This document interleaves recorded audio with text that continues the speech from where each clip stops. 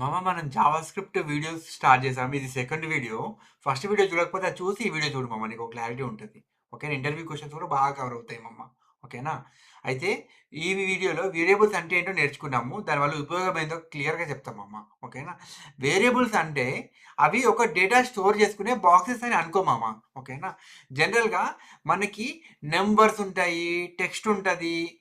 ఓకేనా? వాల్యూ ఉంటది. ఇవన్నీ వేరియబుల్‌లో స్టోర్ చేస్తాం ఓకేనా? అయితే జావా స్క్రిప్ట్‌లో మనకి మెయిన్‌గా 3 రకాల వేరియబుల్స్ ఉన్నాయి ఓకేనా? ఒకటొచ్చేసేసి వార్ అంటారు. రెండోదొచ్చేసి లెట్ అంటారు. మూడొచ్చేసి కాన్స్టెంట్ ఓకేనా? సో, ఫస్ట్ నుంచి ఎళ్దాము. ఫస్ట్‌దొచ్చేసి వార్ గదా! వార్ అంటే ఓల్డ్ వేరియబుల్ ఓకేనా? గుర్తుపెట్టుకో. జనరల్‌గా ఇది జావా స్క్రిప్ట్ స్టార్ట్ చేసినప్పుడే వార్ అనేది స్టార్ట్ అయింది. అందుకని చెప్పి ఇది ఓల్డ్ వేరియబుల్స్ అని నేను చెప్తున్నాను ఓకేనా? ఇవి ఎలా పనిచేస్తాయంటే ఇవి ఫంక్షన్ స్కోప్‌లోనే పనిచేస్తాయి ఫంక్షన్ స్కోప్ అంటే ఏంటని నీకు డౌట్ వస్తది. ఇప్పుడు ఒక కర్లీ బ్రాకెట్ ఓపెన్ చేసి, ఒక కర్లీ బ్రాకెట్ క్లోజ్ చేసామనుకో, అదొక బ్లాక్ అయితది ఓకేనా? ఆ బ్లాక్‌లో మాత్రమే పనిచేస్తాయి ఇవి. ఆ బ్లాక్ బయటికెళ్తే ఇవి పనిచేయవు మళ్ళీ. ఓకేనా క్లియర్ గదా! ఇంటర్వ్యూలో ఎక్కువగా వేర్ ఈస్ ఐసోలేటెడ్ అని అడుగుతాడు ఓకేనా? క్లియర్‌గా గుర్తుపెట్టుకో ఇది. వార్ ఈస్ ఐసోలేటెడ్ అని అడుగుతాడు అప్పుడు మనం ఏమని చెప్పాలి? కరెక్ట్. ఇది వార్ అనేది isolated just because it is blocked scope variables అని క్లియర్‌గా చెప్పాలి ఓకేనా? ఇక రెండోదొచ్చేసేసి లెట్ ఓకేనా? లెట్ అనేది మోడర్న్ జావాస్క్రిప్ట్ వేరియబుల్ ఓకేనా? బ్లాక్ స్కోప్ ఉంటుంది దీనికి. కానీ సేమ్ వేరియబుల్‌ని సేమ్ బ్లాక్‌లో రెండోసారి డిక్లేర్ చేయలేము అర్థమైందా? కానీ వార్‌తో మల్టిపుల్ టైమ్స్ మనం డిక్లేర్ చేయొచ్చు అదే మెయిన్ డిఫరెన్స్. వార్‌కి లెట్‌కి ఉన్న డిఫరెన్స్ అంటే అదొక్కటే గుర్తుపెట్టుకో. ఓకేనా సెకండ్ సారి డిక్లేర్ చేయలేము లెట్ అని ఇస్తే.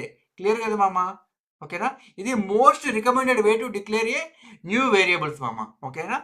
ఇక మనకి మూడోదొచ్చేసేసి మనకి ఏంటి అనంటే కాన్స్టెంట్ కాన్స్టెంట్ అనేది డిక్లేర్ చేయాలంటే మనము సిఓఎన్ఎస్టీ కాన్స్ట్ అని ఇస్తే చాలు అది కాన్స్టెంట్ వేరియబుల్ అయిపోతుంది ఓకేనా? వన్స్ దీనికి వాల్యూని అసైన్ చేసామనుకో మళ్ళీ ఒకసారి అసైన్ చేయలేము ఓకేనా? సో అదే ప్రాబ్లం దీంతో. ఓకేనా? ఒక్కసారి మాత్రమే దీన్ని అసైన్ చేయగలవు. ఈక్వల్ టు పెట్టగలవు ఓకేనా? ఒక్కసారి ఈక్వల్ టు ఇచ్చి ఒక వాల్యూ ఇచ్చావంటే అది మళ్ళీ చేంజ్ చేయలేము. మళ్ళీ ఒకసారి అలా అసైన్ చేయలేము. కానీ దాని వేరియబుల్ని మనం అప్డేట్ చేయొచ్చు. ఓకేనా? ఇప్పుడు మన ఆబ్జెక్ట్స్ ఉన్నాయి, అరేస్ ఉన్నాయి. ఓకేనా? ఆబ్జెక్ట్ అనుకో ఒక కొత్త కీని యాడ్ చేయొచ్చు. ఓకేనా? కానీ ఆబ్జెక్ట్ ఈక్వల్ టు ఇంకొక ఆబ్జెక్ట్ ఇవ్వలేము. అదే మెయిన్ డిఫరెన్స్. ఓకేనా? అక్కడ ఒక అరే ఉంది. అరేలోకి మనం ఎలిమెంట్స్‌ని యాడ్ చేయొచ్చు. Using add method. Push method use చేసి మనము ఎలిమెంట్స్ యాడ్ చేయొచ్చు, రిమూవ్ చేయొచ్చు. కానీ కొత్త అరేని అసైన్ చేయలేము దానికి. అర్థమైందా ఇది మోస్ట్ ఇంపార్టెంట్ ఇంటర్వ్యూ క్వశ్చన్ కాన్స్టెంట్‌ని అడుగుతాడు నేను ఇంటర్వ్యూలోకి వెళ్తే. ఓకేనా? ఇక సింపుల్‌గా గుర్తుపెట్టుకోవాలంటే ఏం లేదు వేర్ అంటే అవాయిడ్ చేయాలి. వార్ అనేది old way of declaring variables. దానివల్ల చాలా ఇష్యూస్ వస్తాయి అని గుర్తుపెట్టుకొని దాన్ని ఇగ్నోర్ చేయాలి. ఓకేనా? మరి ఎలా డిక్లేర్ చేస్తావు వేరియబుల్స్ అని అడుగుతాడు అప్పుడు ఏం చెప్పాలి? లెట్‌ని యూజ్ చేసి వేరియబుల్‌ని డిక్లేర్ చేస్తా అని చెప్పాలి. దానివల్ల అడ్వాంటేజ్ ఏంది? ఒక్క బ్లాక్డ్ స్కోప్‌లో ఒక్క వేరియబుల్‌ని ఒకటేసారి డిక్లేర్ చేయొచ్చు. రెండోసారి డిక్లేర్ చేస్తే అది అలో చేయదు. అందుకోసమని బెస్ట్ వే ఆఫ్ ఇది లెట్ అనేది యూజ్ చేయడం. ఓకేనా? ఇక కాన్స్టెంట్ అంటావా? నువ్వు వేరియబుల్‌ని రీఅసైన్ చేయకుండా ఉండాలి అని అనుకుంటే, ఆ టైంలో మాత్రమే మనం కాన్స్టెంట్‌ని యూజ్ చేస్తాము అని క్లియర్‌గా చెప్పాలి ఓకేనా ఇది ఇంటర్వ్యూ క్వెషన్స్ కూడా కవర్ చేశాను ఇవి 2 వరకు చూడు. ఓకేనా? మమ what is a variable in JavaScript అని అడుగుతాడు ఇంటర్వ్యూలో క్వెషన్. దానికి మనం ఏమని ఆన్సర్ చేయాలి? A variable is used to store the data values అని క్లియర్‌గా చెప్పాలి ఓకేనా?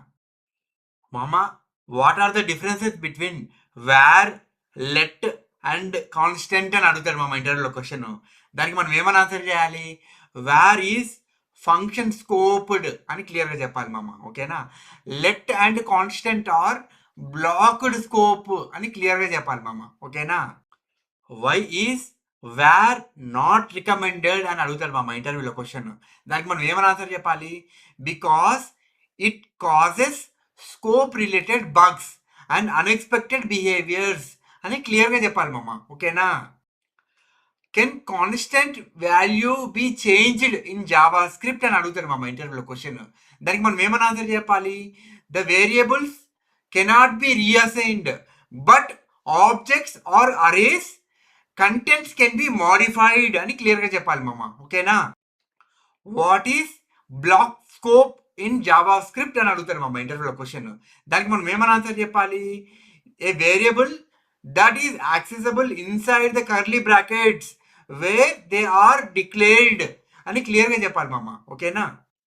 Which variable should be used by default అని అడుగుతారు మామ ఇంటర్వ్యూలో క్వశ్చన్. దానికి మనం ఏమని ఆన్సర్ చెప్పాలి?